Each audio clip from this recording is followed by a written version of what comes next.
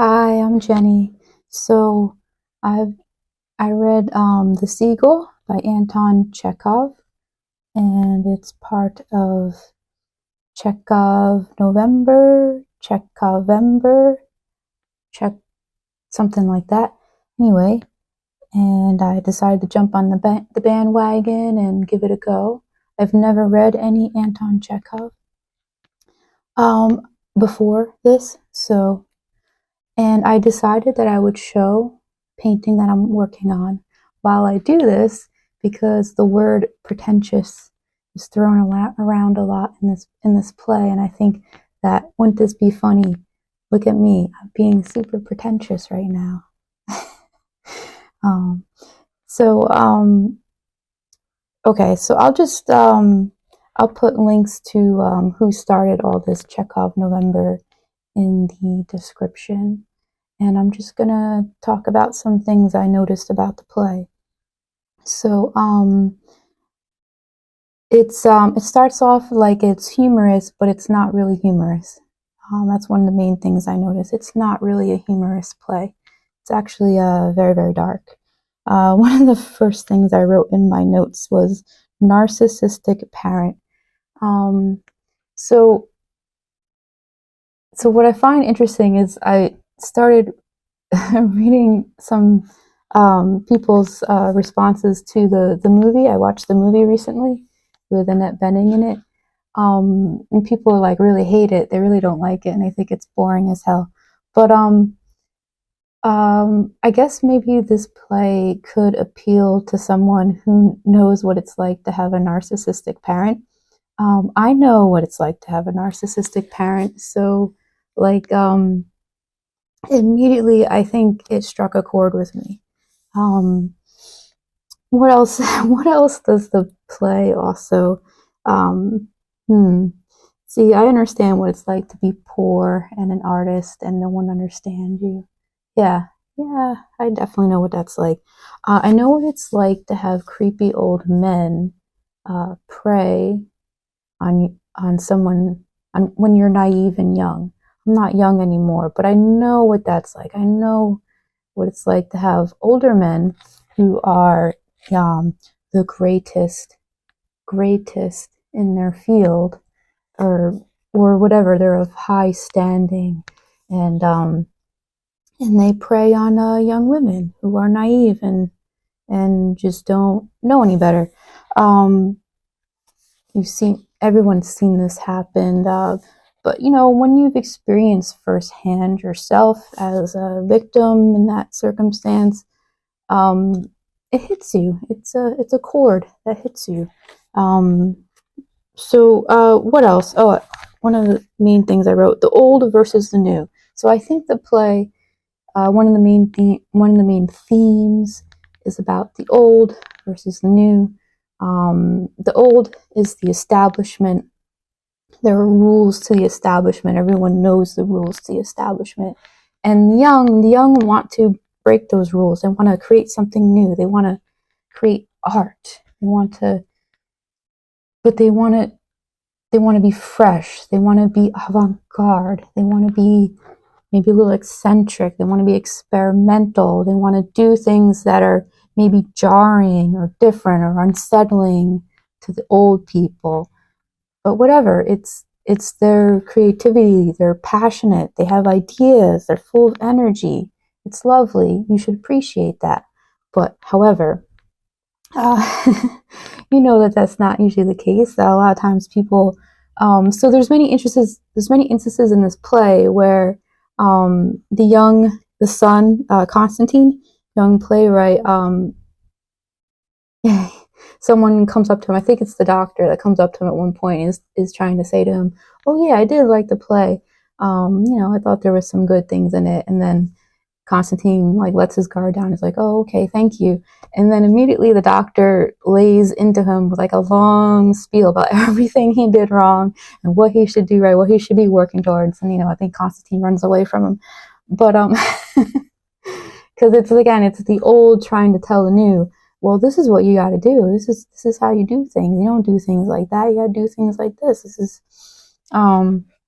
And jumping around a lot, but I just want to talk about Masha for a little bit. Masha's awesome. Um, I mean, she's got a lot of problems, but um, so I think people don't really understand Masha. Understand Masha. She's another person or symbol of someone who doesn't want to be part of the establishment. Just like Constantine doesn't want to be part of the establishment, he wants to do something new. Masha also doesn't want to be part of the establishment. Like, there's little tiny things that you when you first read it, you maybe you didn't catch it, but then like later when I was thinking about it, there's a little tiny argument Masha has with her husband at the end of the play. He's telling her, let's go home, we got to feed the baby, and she's like, I don't want to go home. And it's like, while you're watching this, people will be like, oh, snore, this is so boring. But it's like, no, that little argument they're having right there, that's another symbol of Masha trying to assert her independence. Like, she didn't want to marry, and she didn't want to have a child, and she didn't want to do all the things that the establishment says she had to do. And she was drinking and miserable because she knew that that's what's going to happen. That was inevitable. She doesn't want to do that. She wants to stay there and just like, take care of the old man. And she just wants a couple hours to be herself, be independent, free from her husband. That's all she wants. Just a little time to herself. That's all she's asking for.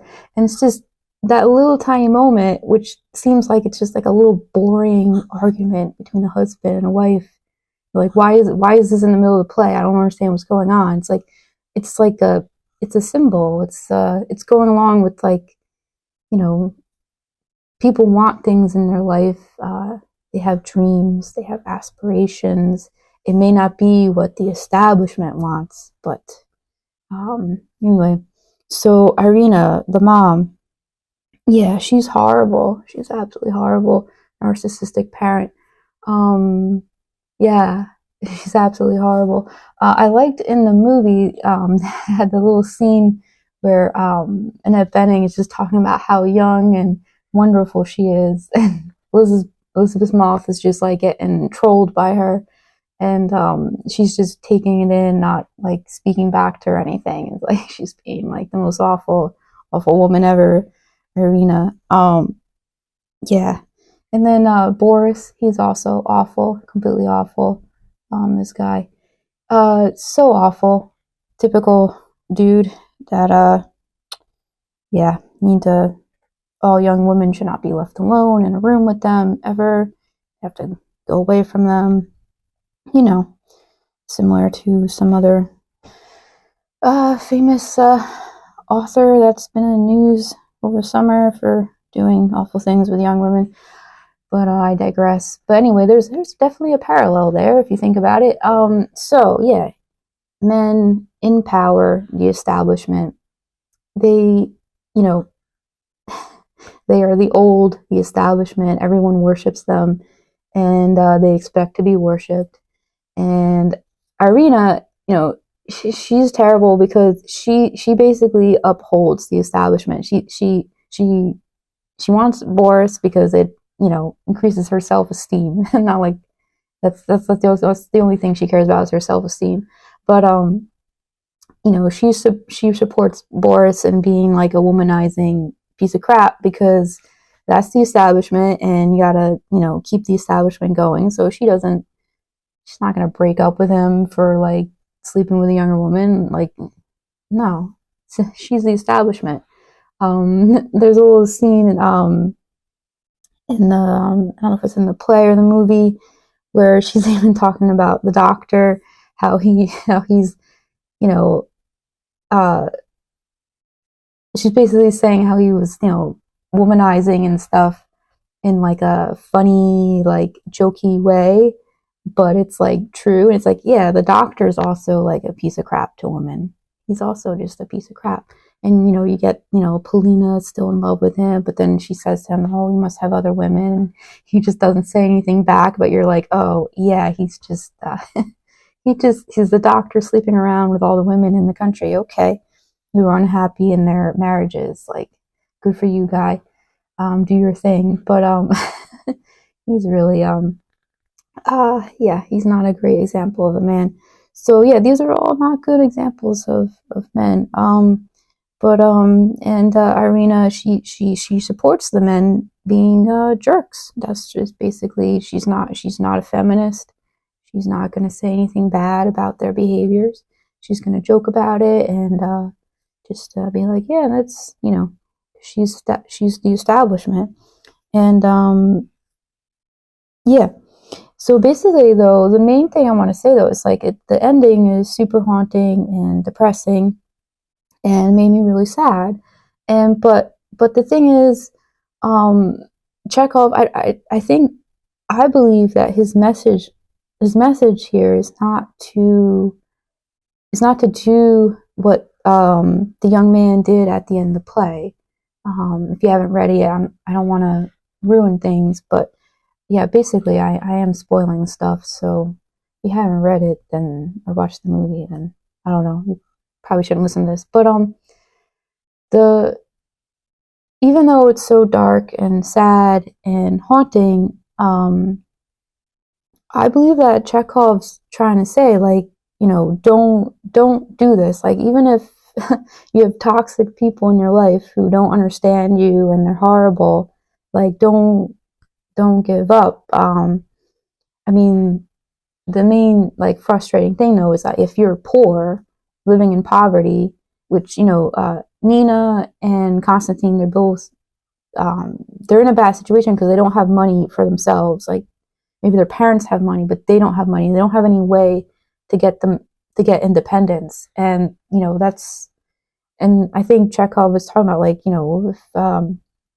if you can escape from toxic people in your life, and, even though if you gotta live in poverty, but, like, still be able to survive, like, you get away from those people and you can find people like Masha, who will Masha understands art. She gets it. I mean, yeah, Masha has problems and she's an alcoholic, obviously, but the whole point is that Masha is the opposite of all the other people, because she loves Constantine's play. She thinks it's beautiful. She thinks his writing is beautiful. Like, she gets it. And I think what Chekhov is trying to say, like, there are Mashas out there who will get you, who will understand your weird art, your experimental, your surrealism, whatever it is. They will get it and they will appreciate it and they will love it. And, like, yeah, maybe you don't want to be stalked by Masha or something, but whatever. Like, it's just, Masha's just a representation of, like, the people who because they, have a certain outlook on life. They don't want to be part of the establishment. Like, they will look at things from a different perspective because they don't want to be part of the establishment. Masha doesn't want to be part of the establishment. She can appreciate stuff that's on the fringe. She sees it and she loves it. And yes, she's completely infatuated with Constantine, but, it's, that's like a symbol. And like, Nina, she needs to read some feminist literature. Yeah, I don't think feminist literature existed back then, unfortunately. So she's been duped. She's naive, and she thinks that she has to worship the old guard, the establishment, this stupid old guy who's, famous. She thinks that she thinks that she's in love. She's not in love with that guy, but she doesn't know any better. She's naive, and, like, that's the sad thing. But it's very interesting, the end of the play. Nina brings up endurance. She says the endurance, and it's like she's so sad. She's been through some horrible stuff, but she's talking about, like, just, we just got to keep going and doing our thing and keep creating art because it's beautiful, and who cares?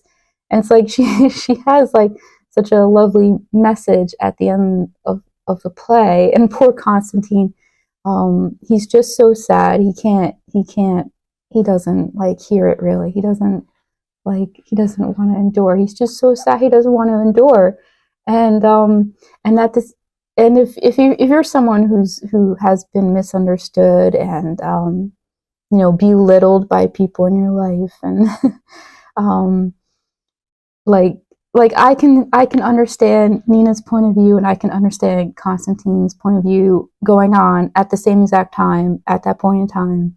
Like Constantine's just like no one no one's gonna like get me, like I give up. And she's like, yeah, no one really gets me, but I'm just gonna keep going, like because I have to keep going. And like I get it. Like it's difficult being an artist. It's difficult being a young artist. When I was very young and trying to be an artist, oh, it was horrible, horrible. Some of the most worst experiences of my life involved art and meeting other artists. And yes, there's lots of wonderful artists out there, but I also met a lot of really horrible, horrible people because of trying to involve myself with art. And yeah, so like being young and being an artist, like that is pain. That is pain, and I get that. I get that, and I felt the end of this play like a punch in the heart. It was a punch in the heart, and when I was very young and painting in a class once, I had this really, really pompous, pretentious professor. She was just so pretentious. And I was working on a painting, a very, very heartfelt, earnest painting of mine. And I had to show it to her, and she had to critique it, and blah, blah, blah. And do you know what she did? She picked up a one of my paintbrushes. She dipped it into the paint, and she started painting right on top of my painting. Now, she didn't change anything major. She just changed a color that was in like the background to like a slightly different color, and just painted over that whole part. Just made it a slightly different color than the color that I had on there. And you know what? I was angry. I was so angry. And I'm still angry at her to this day. I hate her. She had no right to do that. All she had to do was say, hey, you know what, this green here?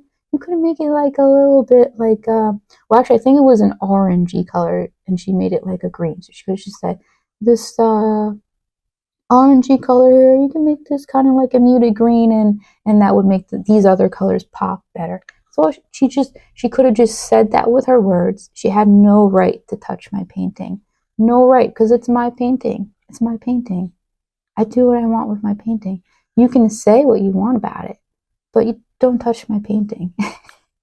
Anyway, so yeah, don't be a crappy art professor like that. Don't touch people's paintings. Don't paint on their painting. Say whatever you want. Don't touch it.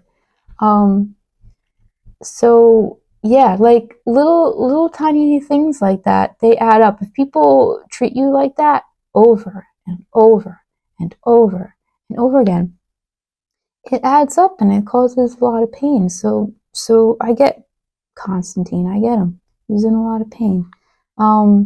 So yeah, Chekhov. I liked it. I liked the Seagull. The next one we're going to read is the Cherry Orchard. If you want to get involved with Chekhov November, join in. And this is my first BookTube video. And look at me being pretentious here with my painting. Oh, and the world is very depressing this week, so I thought I would do this because this play made me depressed, and this week is depressed, and yeah. I hope I can figure out a way to be more positive in my next video. Alright, take care. Bye.